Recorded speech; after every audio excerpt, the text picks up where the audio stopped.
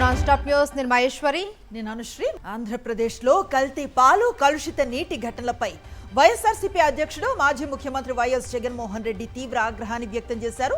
రాష్ట్రంలో నెలకొన్న పరిస్థితులపై ఆయన ట్వీట్ చేస్తూ పలు ప్రశ్నలను లేవనెత్తారు. బ్రతకటానికి ప్రజలు పాలు నీళ్లు తాగుతారని, కానీ ఆంధ్రప్రదేశ్లో మాత్రం ఆ రెండూ ప్రాణాంతకంగా మారుతున్నాయని జగన్ పేర్కొన్నారు. పలు చోట్ల కల్తీ పాలు కలుషిత నీరు తాగి ప్రజలు ప్రాణాలు కోల్పోతున్నారని ఆందోళన వ్యక్తం చేశారు. ప్రతి ఒక్కరి జీవితంలో అత్యవసరమైన పాలు నీళ్ల పేరు వినగానే ప్రజలు ఉలిక్కిపడే పరిస్థితి రాష్ట్రంలో ఏర్పడిందన్నారు.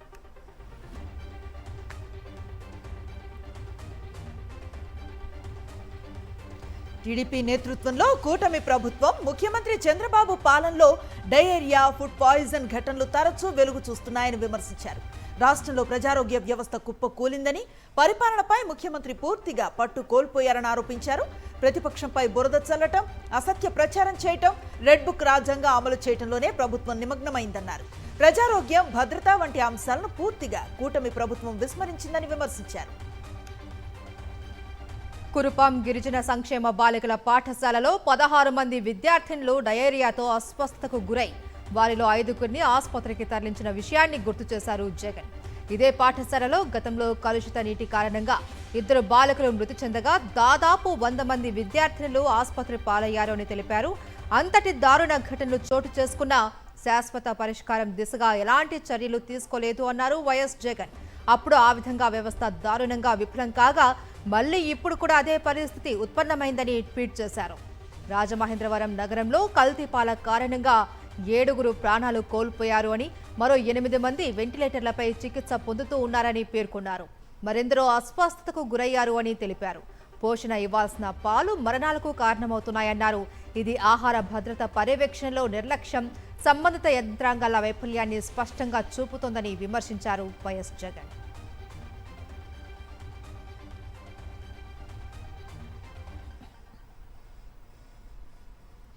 ఏపీ శాసన మండలి బుధవారానికి వాయిదా పడింది.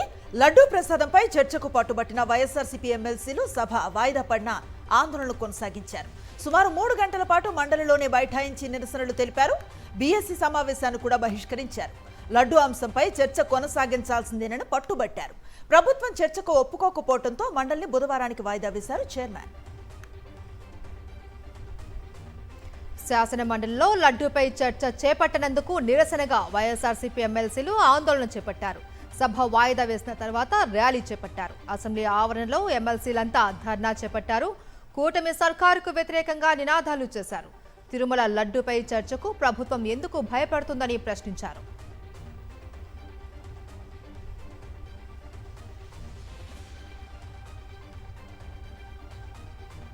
అంతకుముందు మండలి ప్రారంభం కాగానే నిన్నటి గొడవపై ప్రకటన చేశారు చైర్మన్ మోషన్ రాజు.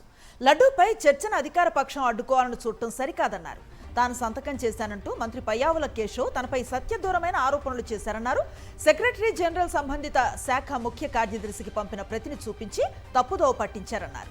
స్టేట్మెంట్ ఇచ్చేందుకు తాను ఇచ్చిన అంగీకార పత్రం అంటూ సభను తప్పుదోవ పట్టించే ప్రయత్నం చేశారని ఆగ్రహాన్ని వ్యక్తం చేశారు చైర్మన్ మోషన్ రాజు. తిరుమల లడ్డూపై చర్చించాల్సిందేనని డిమాండ్ చేశారు వైఎస్ఆర్సీపీ ఎమ్మెల్సీలు. లడ్డూ అంశంలో ఇందాపూర్ హెరిటేజ్ బంధం బయటపడిందని, అందుకే లడ్డూ అంశంపై చర్చకు ప్రభుత్వం భయపడుతుంది అన్నారు. చంద్రబాబు హిందువుల మనోభావాలు దెబ్బతీశారు అని మండిపడ్డారు. హెరిటేజ్ బాగోతంపై సిబిఐ విచారణ జరపాలి అని డిమాండ్ చేశారు. అసలు ఈ ప్రభుత్వం చర్చకు ముందుకు రావటంలా, కానీ భీకరమైనటువంటి వాళ్ళు మాట్లాడుతున్నటువంటి మాటలు వింటా ఉంటే నిజంగా మాకే ఆశ్చర్యం కలుగుతోంది. లోన ఒక రకంగా ఉంటారు, బయటకు వచ్చి ఇంకో రకంగా మాట్లాడుతూ ఉన్నారు. వాళ్ళు ఏదో చర్చకు వస్తూ ఉంటే మేము చర్చ నుంచి బయటకు వస్తున్నామట. అసలు చెప్పడానికి సిగ్గుండాలి కదా. 2024లో చంద్రబాబు నాయుడు గారు ముఖ్యమంత్రి అయిన తర్వాత ఏఆర్ డైరీకి సంబంధించి 4 ట్యాంకర్లు వస్తే 4 ట్యాంకర్లు మీరే పాస్ చేశారు. మరో 4 ట్యాంకర్లు వస్తే వాటిని రిజెక్ట్ చేశారు. రిజెక్ట్ చేసినటువంటి ట్యాంకర్లు ఎక్కడికి వెళ్ళే, ఎక్కడ పెట్టారు? చంద్రబాబు సీఎం హోదాలో తన అధికారాన్ని దుర్వినియోగం చేస్తున్నారని ఆరోపించారు మాజీ MLA Alla Ramakrishna Reddy. Amaravati inner ring road కుంభకోణం కేసు మూసివేతపై న్యాయ పోరాటం చేస్తామన్నారు. ఈ కేసుకు సంబంధించిన ఆర్సీఎస్ ప్రొసీడింగ్స్ నిన్న రాత్రే తమకు అందాయని తెలిపారు. ఈ కాపీలో ఏముందో పరిశీలించేందుకు సమయం పడుతుందన్నారు. ఈ కేసులో ప్రొటెక్షన్ పిటిషన్ దాఖలు చేసేందుకు కోర్టుకు సమయం కోరామన్నారు. తమ అభ్యర్థనతో మార్చి 13 వరకు గడువు ఇచ్చినట్లుగా చెప్పారు రామకృష్ణారెడ్డి. ఈ కేసులో ఆళ్ల రామకృష్ణారెడ్డి తరఫున ఏసీబీ కోర్టులో న్యాయవాది వాదనలు వినిపించారు. అమరావతి ఇన్నర్ రింగ్ రోడ్ కేసులో అత్యంత దారుణంగా చంద్రబాబు నాయుడు గారు ఈ కేసును మూసేస్తా ఉన్నాడు. ఎక్కడ ఏ స్థాయిలో ఎవరెవరు ఎంత అవినీతి చేశారు, ఎవరెవరు లబ్ధి పొందారు అనేది చాలా స్పష్టంగా 500-600 పేజీల ప్రత్యక్ష ఆధారాలతోటి మరి ఆ రోజుల సిఐడి వారు 2024లో ఇదే గౌరవ ఏసీబీ కోర్టు వారికి ఛార్జ్షీట్ రూపంలో సమర్పించడం జరిగింది. అలా సమర్పించినప్పుడు 1-2 టెక్నికల్ కారణాలను చూపించి ఏసీబీ న్యాయస్థానం వారు దాన్ని రిటర్న్ చేయడం జరిగింది. రాష్ట్రంలో ప్రజా సమస్యలపై ప్రశ్నిస్తే తిరుమల లడ్డు అంశాన్ని ముందు పెట్టి డైవర్షన్ పాలిటిక్స్ చేశారు అని మండిపడ్డారు మాజీ మంత్రి కురసాల కన్నబాబు.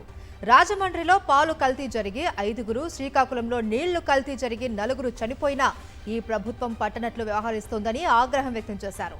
రాష్ట్రంలో కల్తీ ప్రభుత్వం నడుస్తోంది అని ధ్వజమెత్తారు.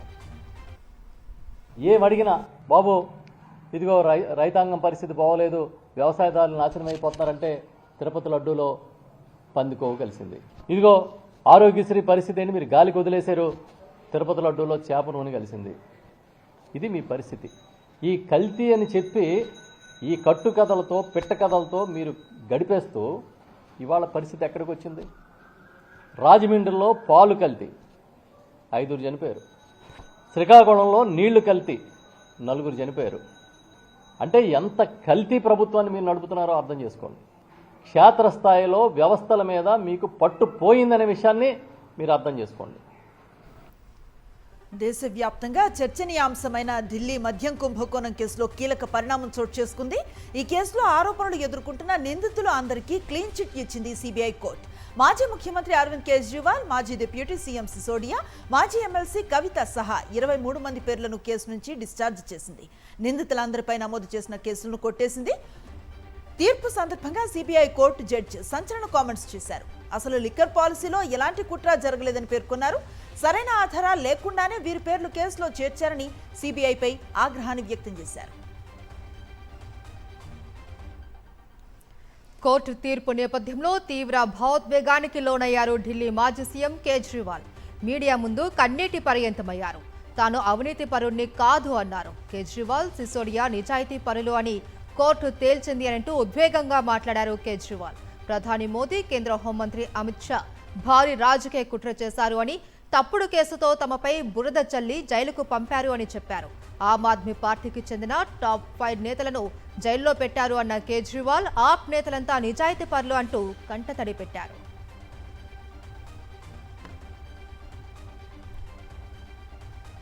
ఢిల్లీ పాలసీ స్కామ్ కేసులో క్లీన్ చిట్ పొందిన మాజీ సీఎం కేజ్రీవాల్ విక్టరీ ర్యాలీని చేపట్టారు. తన నివాసం నుంచి ఆమ్ ఆద్మీ పార్టీ కార్యాలయానికి ఆయన ర్యాలీగా తరలి వెళ్లారు. ఆప్ నేతలు, శ్రేణులు పెద్ద సంఖ్యలో తరలి వచ్చారు. కేజ్రీవాల్కు అభినందనలు తెలియజేశారు. ఆప్ నేతలకు భారీ ఊరట దక్కడంపై తమ ఆనందాన్ని తెలియజేశారు.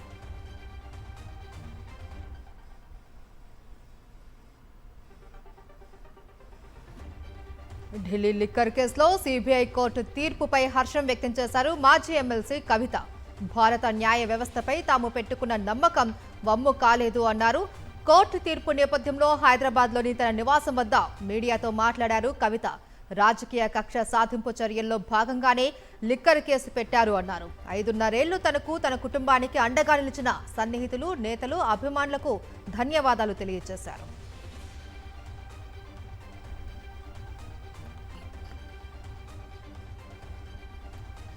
మద్యం కుంభకోణంపై కోర్టు తీర్పు నేపథ్యంలో బీఆర్ఎస్ వర్కింగ్ ప్రెసిడెంట్ మాజీ మంత్రి కేటీఆర్ ఎక్స్ వేదికగా స్పందించారు. మద్యం కుంభకోణం సాకుతో కేజ్రీవాల్ నేతృత్వంలో ఆ ప్రభుత్వాన్ని కూల్చారని మండిపడ్డారు. అసత్య ఆరోపణలతో బీఆర్ఎస్ పార్టీ అసెంబ్లీ, పార్లమెంట్ ఎన్నికల్లో తీవ్రంగా నష్టపోయిందని గుర్తు చేశారు. తమ నాయకులపై నమోదైన ప్రతి కేసు అబద్ధం అన్నారు. చివరికి సత్యమే గెలిచిందని తెలిపారు. కవితకి ఇవాళ కోర్టులో న్యాయం జరిగిందని కేటీఆర్ ట్వీట్ చేశారు. ఇదిలా ఉంటే ఢిల్లీ లిక్కర్ కేసుపై అప్పీల్కు వెళ్లింది సిబిఐ. రౌస్ అవెన్యూ కోర్టు తీర్పును సవాల్ చేస్తూ హైకోర్టులో పిటిషన్ వేసింది. పలు ఆధారాలను ట్రయల్ కోర్టు పరిగణలోకి తీసుకోలేదు అని పిటిషన్లో పేర్కొంది. ట్రయల్ కోర్టు తీర్పును సవాల్ చేస్తూ హైకోర్టులో పిటిషన్ వేశారు సిబిఐ అధికారులు. సీఎం రేవంత్ రెడ్డితో మావోయిస్టు మాజీ అగ్రనేతలు భేటీ అయ్యారు. సీఎంను కలిసిన వారిలో దేవ్జీ, మల్లా రాజిరెడ్డి, చంద్రన్న, సుజాతక్క, దామోదర్, నూనె నరసింహారెడ్డిలు ఉన్నారు. మావోయిస్టు మాజీ అగ్రనేతల ఆరోగ్యంపై ఆరా తీశారు సీఎం.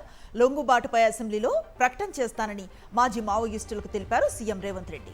మావోయిస్టులతో తెలంగాణ ప్రభుత్వం జరిపిన చర్చలు బాగున్నాయని, సరెండర్ పాలసీ కూడా బాగుందన్నారు మాజీ మావోయిస్టులు. తమ భవిష్యత్ ప్రణాళికలను కూడా సీఎంకు వివరించారు. హైదరాబాద్ కేపీహెచ్బీ ఏరియాలో రికార్డు ధరలకు హౌసింగ్ బోర్డు ఫ్లాట్ల విక్రయం జరిగింది. ఏకంగా గజం భూమి ధర 2,65,000కు నమోదైంది. 1,400 స్క్వేర్ ఫీట్ ఫ్లాట్ గరిష్ట ధర 1,10,00,000 పలికింది.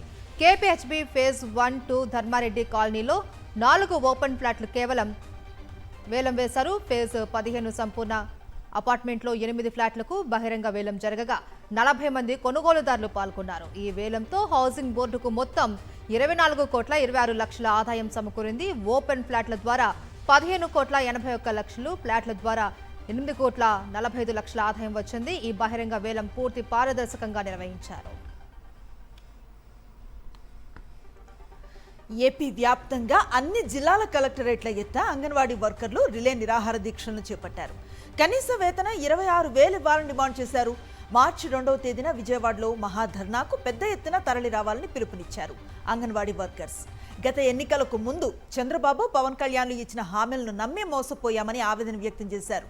చాలని వేతనాలతో కుటుంబ పోషణ కష్టంగా మారిందని ఆవేదన వ్యక్తం చేశారు. గత 2 ఏళ్లుగా తమకిచ్చిన హామీలు, సంక్షేమ పథకాల అమలుపై టీడీపీ ప్రభుత్వం స్పందించడం లేదని ఆగ్రహాన్ని వ్యక్తం చేశారు.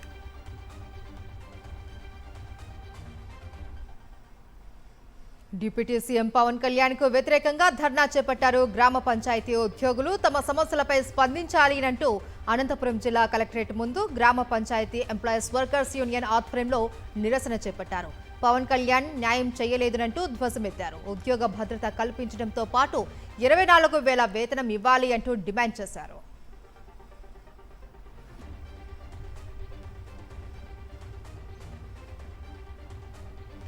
మాజీ మంత్రి అంబటి రాంబాబు ఇంటిపై దాడి హేయమైన చర్యను మండిపడ్డారు మాజీ ఎమ్మెల్యే మొండితోక జగన్మోహన్ రావు. గుంటూరులో అంబటి నివాసానికి వెళ్లిన మొండితోక జగన్మోహన్ రావు ఆయన్ని, ఆయన కుటుంబ సభ్యులను పరామర్శించారు.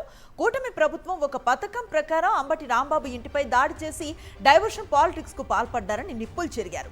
ప్రజాస్వామ్యంలో ఎలాంటి దాడులకు చోటు లేదన్నారు. నెల్లూరు జిల్లా కోవూరులో బాలిక కుటుంబాన్ని పరామర్శించడం తప్ప అని ప్రశ్నించారు మాజీ మంత్రి కాకాని గోవర్ధన్ రెడ్డి. ఆనాడు అధికార పార్టీ నేతలే గంజాయిపై వ్యాఖ్యలు చేశారన్నారు. నిందితుల్ని వదిలేసి బాధితులపైన కేసు పెట్టడం ఏపీ పోలీసులకే చెల్లింది అన్నారు. నెల్లూరులో టీడీపీ నాయకులు చేతులెత్తేశారు అని, పోలీసులే ప్రతిపక్షంగా వ్యవహరిస్తూ ఉన్నారన్నారు. పోలీసుల తీరు చూస్తూ ఉంటే ఇకపై ఎన్నికల్లో పోటీ చేయొద్దునంటూ నోటీసులు ఇచ్చేలా కనిపిస్తూ ఉన్నారని ఎద్దేవా చేశారు. బాలికపై అత్యాచారం, హత్యను ఖండించినందుకు నమోదైన అక్రమ కేసులో భాగంగా నెల్లూరు రూరల్ డీఎస్పీ కార్యాలయంలో విచారణకు హాజరయ్యారు కాకాని గోవర్ధన్. చంద్రబాబుకు దేవుడిపై ఏమాత్రం భక్తి లేదని, దేవుణ్ణి నమ్మనని 1995లోనే అన్నారని విమర్శించారు వైఎస్ఆర్సీపీ ప్రధాన కార్యదర్శి లక్ష్మీ పార్వతి. కానీ ఇప్పుడు మాత్రం హిందువునని చెప్పుకుంటున్నారని మండిపడ్డారు. దొంగదారిలో ఎన్నికల్లో గెలిచిన వ్యక్తి చంద్రబాబు అని, ఆయన జీవితం అంతా వివాదాస్పదమే అన్నారు. వర్సిటీలో కూడా కులాల మధ్య గొడవలు పెట్టారని, తన అవసరాలకు ఎవరినైనా ఎలాగైనా వాడతారని ఫైర్ అయ్యారు. పేదరికంలో పుట్టిన చంద్రబాబుకు డబ్బు మీద విపరీతమైన ఆశ ఉంటుందన్నారు. క్రెడిట్ చోరీలో ఆరితేరాడని ఆగ్రహాన్ని వ్యక్తం చేశారు. ఆంధ్ర యూనివర్సిటీలో జరుగుతున్న వరుస పరిణామాలకు నిరసనగా విశాఖలోని కలెక్టరేట్ వద్ద వామపక్ష పార్టీలు ఆందోళన నిర్వహించాయి. యూనివర్సిటీలో ఇంత పెద్ద ఎత్తున ఘర్షణలు జరుగుతూ ఉంటే ప్రభుత్వం ఏం చేస్తుంది అని వామపక్ష నేతలు ప్రశ్నించారు. ప్రభుత్వానికి గీతం విశ్వవిద్యాలయంపై ఉన్న శ్రద్ధ ఏయూపై లేదు అని ఆగ్రహం వ్యక్తం చేశారు. 100 ఏళ్ల చరిత్ర ఉన్న విశ్వవిద్యాలయంలో పరిస్థితి ఈ విధంగా ఉంటే విద్యాశాఖ మంత్రి లోకేష్ ఏం చేస్తున్నారని నిలదీశారు. జనసేన కేంద్ర కార్యాలయంలో ఓ యువకుడు వీరంగం సృష్టించాడు. కార్యాలయంలో వాహనాలపై కర్రలతో దాడి చేశాడు యువకుడు. దాడిలో వాహనాల అద్దాలు ధ్వంసమయ్యాయి. యువకుడిని పట్టుకుని పోలీసులకు అప్పగించారు కార్యాలయ సిబ్బంది. మంగళగిరి పిఎస్లో దాడి చేసిన యువకుడిని విచారిస్తున్నారు. పశ్చిమ గోదావరి జిల్లా ఉండి మండలం వెలువరులో టీడీపీ నేత పొత్తూరి వెంకటేశ్వరరాజు ఆమరణ నిరాహార దీక్ష చేపట్టారు. డిప్యూటీ స్పీకర్ ఉండి ఎమ్మెల్యే రఘురామకృష్ణరాజు దౌర్జన్య కాండపై గళం విప్పినందుకు కక్ష సాధింపు చేస్తున్నారని అన్నారు వెంకటేశ్వరరాజు. వెలుపరులో టీడీపీ ఆఫీస్ ఇంటిని సర్వే చేసి ఇరిగేషన్ రెవెన్యూ అధికారులు కూల్చేశారు అని ఆవేదన వ్యక్తం చేశారు. ఇటీవల అనారోగ్యానికి గురై హైదరాబాద్లోని ఆసుపత్రిలో చికిత్స పొందిన అనంతరం స్వగ్రామానికి తిరిగి వచ్చి ఆమరణ నిరాహార దీక్ష చేపట్టారు. కూటమికి ఓటేసినందుకు ఓ టీడీపీ కార్యకర్త తన చెప్పుతో తానే కొట్టుకున్నాడు. ప్రకాశం జిల్లా దర్శి నియోజకవర్గం ముండ్లమూరుకు చెందిన ఓ నాయకుడు టీడీపీ కూటమికి అనవసరంగా ఓటేశారని ఆవేదన వ్యక్తం చేశాడు. చంద్రబాబు అధికారంలోకి రావడానికి చాలా కష్టపడ్డారని, కానీ చంద్రబాబు అధికారంలోకి వచ్చాక తమ పనులు కాకపోగా ఇబ్బంది పెడుతున్నారంటూ వాపోయాడు. దీనికి సంబంధించి వీడియో సోషల్ మీడియాలో వైరల్గా మారింది.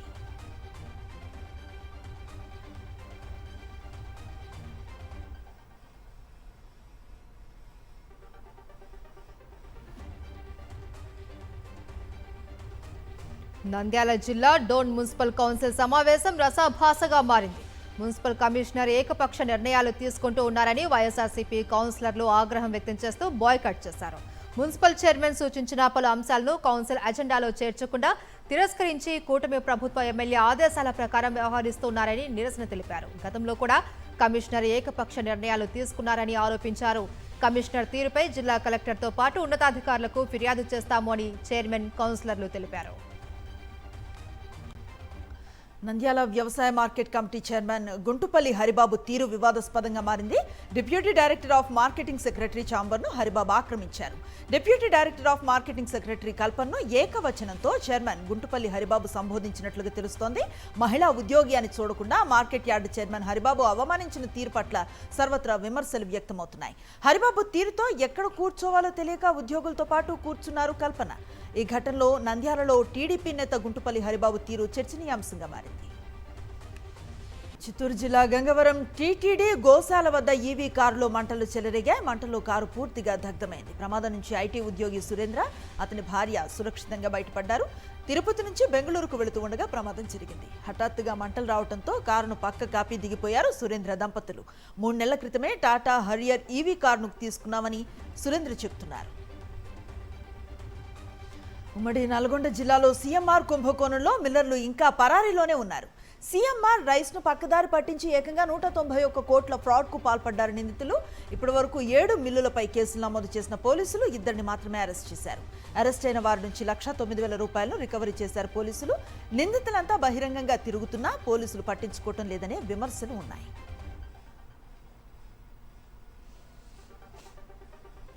ఓ రియల్ ఎస్టేట్ వ్యాపారి ఏకంగా 210 కోట్ల రూపాయలకు దివాలా పిటిషన్ దాఖలు చేయడం కలకలం రేపింది. ఏపీలోని నంద్యాల జిల్లా డోన్ ప్రాంతానికి చెందిన శ్రీనివాస్ రెడ్డి బెంగళూరులో ఉంటూ రియల్ ఎస్టేట్ వ్యాపారం చేసేవారు. బెంగళూరు, హైదరాబాద్, ఊటీ, అనంతపురం, తిరుపతి తదితర ప్రాంతాలలో వెంచర్లు వేశారు. ఇందుకోసం కర్ణాటక, హైదరాబాద్తో పాటు అనంతపురంలోని 266 మంది బంధువులు, సాఫ్ట్వేర్ ఇంజనీర్ల నుంచి భారీగా అప్పులు తీసుకున్నారు.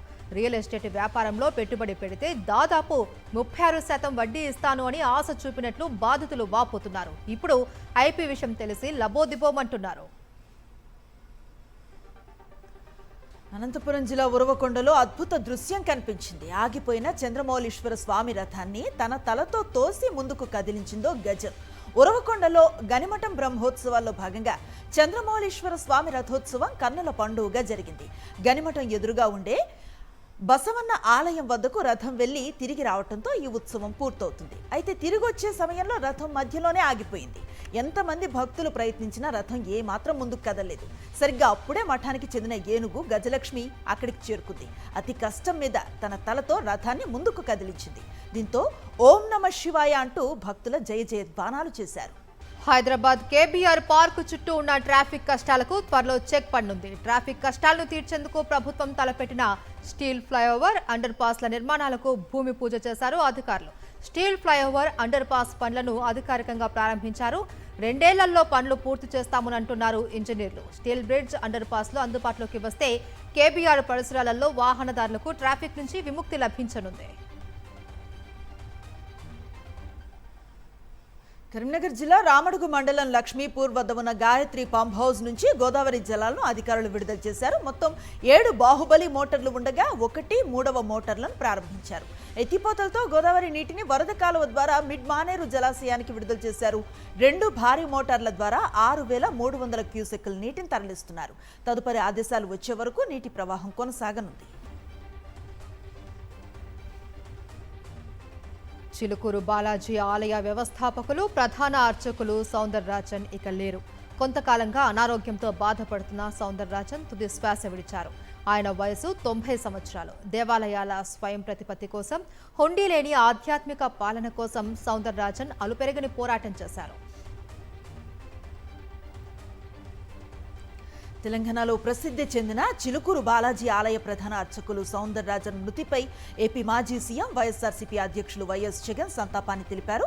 దశాబ్దాల పాటు చిలుకూరు బాలాజీ స్వామివారి సేవలో అంకిత భావంతో పనిచేసిన సౌందరరాజన్ భక్తుల విశ్వాసాన్ని నిలబెట్టిన గొప్ప ఆధ్యాత్మికవేత్తగా గుర్తింపు పొందారని వైఎస్ జగన్ అన్నారు. సంప్రదాయాలను కాపాడుతూ ఆలయ పరిపాలనలోనూ భక్తులకు ఆధ్యాత్మిక మార్గదర్శకత్వం అందించడంలోనూ ఆయన విశిష్ట పాత్రను పోషించారన్నారు. సౌందరరాజన్ మరణం ఆధ్యాత్మిక రంగానికి తీరని లోటన్నారు. సౌందరరాజన్ కుటుంబ సభ్యులకు ప్రగాఢ సానుభూతిని తెలిపిన వైఎస్ జగన్ భగవంతుడు వారి ఆత్మకు శాంతి చేకూర్చాలని ప్రార్థించారు. ఇటు కేంద్ర మంత్రి కిషన్ రెడ్డి కూడా సంతాపాన్ని తెలిపారు.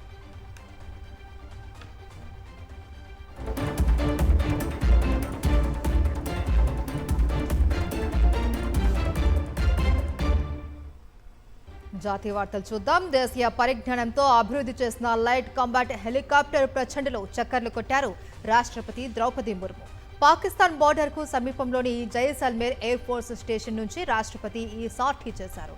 ఎల్సీహెచ్ ప్రచండలో ప్రయాణించడం గర్వంగా ఉందని తెలిపిన ముర్ము ఈ సైనిక హెలికాప్టర్ ఆత్మనిర్భర భారత్కు చిహ్నమంటూ ప్రశంసలు కురిపించారు.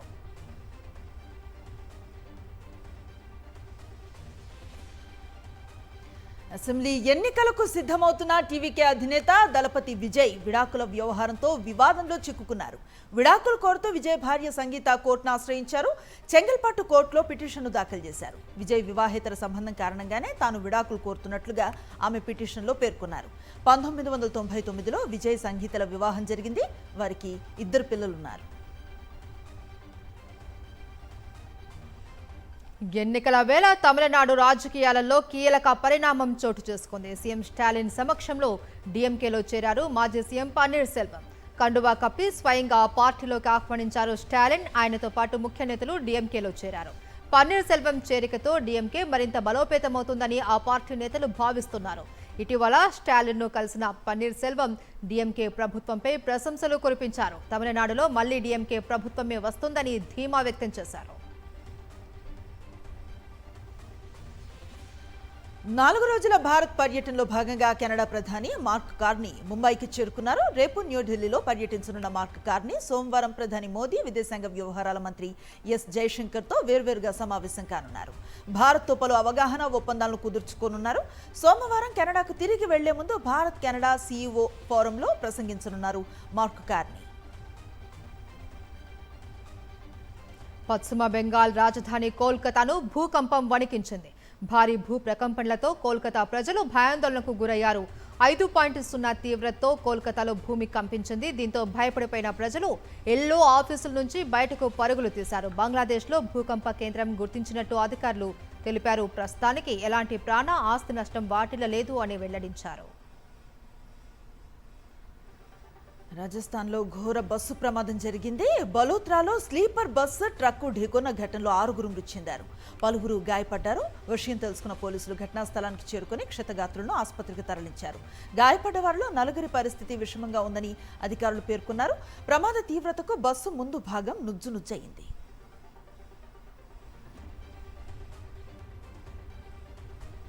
అంతర్జాతీయ వార్తలు చూద్దాం. యుద్ధం ప్రారంభమై 4 ఏళ్లైనా రష్యా, ఉక్రెయిన్ మధ్య దాడులు ఆగడం లేదు. ఇరు దేశాల మధ్య ఓవైపు శాంతి చర్చలు అంటూనే మరోవైపు దాడులు కొనసాగుతూ ఉన్నాయి. తాజాగా ఉక్రెయిన్పై రష్యా మరోసారి డ్రోన్లతో విరుచుకుపడింది. ఆ దేశంలోని రైల్వే, ఎనర్జీ సెక్టార్ లక్ష్యంగా అటాక్ చేసింది. ఈ దాడుల్లో పలువురు ప్రాణాలు కోల్పోయారు. భవనాలు ధ్వంసమయ్యాయి. పరస్పరం డ్రోన్ దాడులతో రెండు దేశాల సరిహద్దుల్లో ఉద్రిక్తతలు మరింత పెరిగాయి. దీనిపై ఉక్రెయిన్ అధ్యక్షుడు జెలెన్స్కీ స్పందించారు. తమ దేశంపై రష్యా 420 డ్రోన్లు, 39 మిసైల్స్, 11 బాలిస్టిక్ క్షిపణులు ప్రయోగించింది అన్నారు. వాటిలో 374 డ్రోన్లు, 32 మిసైల్స్, 5 క్షిపణులను గాల్లోనే ధ్వంసం చేశామని చెప్పారు జెలెన్స్కీ. ఆఫ్ఘనిస్తాన్పై యుద్ధం ప్రకటించింది పాకిస్తాన్. కాబూల్, కాందహార్లపై వైమానిక దాడులు చేసింది. విమానాలతో బాంబుల వర్షాన్ని కురిపించింది. దీంతో అంతే ధీటుగా పాక్ మిలిటరీ కేంద్రాలపై దాడులకు దిగింది ఆఫ్ఘనిస్తాన్. మిసైళ్లతో విరుచుకుపడుతోంది. పాకిస్తాన్, ఆఫ్ఘనిస్తాన్ సైన్యం మధ్య భీకర దాడులు కొనసాగుతున్నాయి. తమ దాడుల్లో 130 మంది తాలిబాన్లు మృతి చెందినట్లుగా పాక్ ప్రకటించగా, ఆఫ్ఘన్ దాడుల్లో 70 మంది పాక్ సైనికులు మృతి చెందినట్లుగా తెలుస్తోంది. పాక్కు చెందిన యుద్ధ విమానాల్ని కూల్చివేస్తామని ఆఫ్ఘన్ సైన్యం ప్రకటించింది. ఇరు దేశాల మధ్య దాడులతో సరిహద్దుల్లో ఉద్రిక్త పరిస్థితులు ఏర్పడ్డాయి. సరిహద్దు గ్రామాల ప్రజలు సురక్షిత ప్రాంతాలకు తరలి వెళుతున్నారు.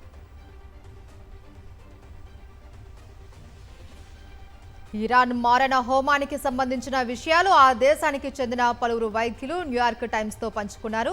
న్యూయార్క్ టైమ్స్తో మాట్లాడిన ఓ డాక్టర్ వారు గాల్లోకి కాల్పులు జరపడం లేదు, చంపడానికే కాల్చుతున్నారు అని చెప్పారు. ప్రభుత్వం దేశవ్యాప్తంగా ఇంటర్నెట్ ఆపేసి ఫోన్ లైన్లు కట్ చేసి చీకటిలో ఈ ఘాతుకానికి ఒడిగట్టింది. కానీ వైద్యులు తమ మొబైల్ ఫోన్లలో ఆ గాయాలను, ఆ మరణాలను బంధించి ఎన్క్రిప్టెడ్ యాప్స్ ద్వారా బయట ప్రపంచానికి చేరవేశారు. ఈ కథనంతో అత్యంత హృదయ విదారకమైన ఘట్టం చిన్నారుల మరణాలు కనిపిస్తున్నాయి. టీచర్స్ యూనియన్ ప్రతినిధి శివ అమెలిరాద్ లెక్కల ప్రకారం కనీసం 209 మంది చిన్నారులు ఈ నిరసనలో ప్రాణాలు కోల్పోయారు. బిజినెస్ అప్డేట్స్ చూద్దాం. స్టాక్ మార్కెట్స్ ఈ వారం భారీ నష్టాలు ముగిశాయి. అంతర్జాతీయ పరిస్థితులు, అమెరికా అధ్యక్షుడు ట్రంప్ తీరుతో ఉదయం నుంచి ప్రతికూల వాతావరణం ఎదుర్కొంటున్న మార్కెట్లు చివరికి నష్టాల్లో స్థిరపడ్డాయి. సెన్సెక్స్ 961 పాయింట్ల పతనమై 81,287 వద్ద ముగియగా, నిఫ్టీ 317 పాయింట్ల నష్టంతో 25,200 దిగువన క్లోజ్ అయింది. ఐటీ స్టాక్స్ లో అమ్మకాలతో పాటు అమెరికా, ఇరాన్ యుద్ధ భయాలు వంటి కారణాలతో మార్కెట్లు నష్టాలను చవిచూశాయి. ఇక బంగారం ధరలు మళ్లీ భగ్గుమన్నాయి. ఇవాళ 10 గ్రాముల ధర బంగారం ధర 500కు పైగా పెరగ్గా, వెండి ధర స్థిరంగా ఉంది. మార్కెట్లో కొనుగోళ్ల జోరు అధికంగా ఉండటమే ధరల పెరుగుదలకు ముఖ్య కారణమని నిపుణులు చెబుతున్నారు. ఇవాళ హైదరాబాద్లో 10 గ్రాముల 24 క్యారెట్ల బంగారం ధర 1,61,570 వద్ద కొనసాగుతుంది. ఇక 22 క్యారెట్ల 10 గ్రాముల బంగారం ధర 1,48,100 వద్ద ట్రేడ్ అవుతుంది. T20 ప్రపంచ కప్ 2026లో గ్రూప్ 1 సూపర్ 8 సమరం రసవత్తరంగా సాగుతోంది. ఈ గ్రూప్ నుంచి సౌత్ ఆఫ్రికా ఇదివరకే సెమీస్ బెర్త్ను ఖరారు చేసుకోగా, రెండవ బెర్త్ కోసం భారత్, వెస్టిండీస్ మధ్య తీవ్ర పోటీ నెలకొంది. మార్చి 1న భారత్, విండీస్ మధ్య కోల్కతా వేదికగా జరిగే మ్యాచ్ ఇరు జట్లకు డూ ఆర్ డై మ్యాచ్. ఎవరు గెలిస్తే వారే సెమీస్కు చేరుతారు. ఒకవేళ ఆ మ్యాచ్ ఏ కారణంగా అయినా రద్దయితే రన్ రేట్ ఆధారంగా విండీస్ జట్టు సెమీస్కు చేరుతుంది.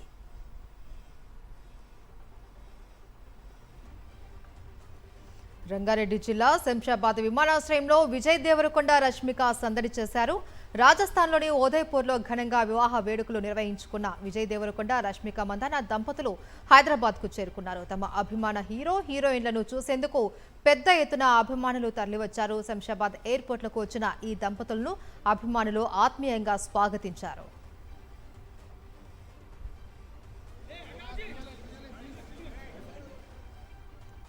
ఇవి నాన్ స్టాప్ న్యూస్ అప్డేట్స్.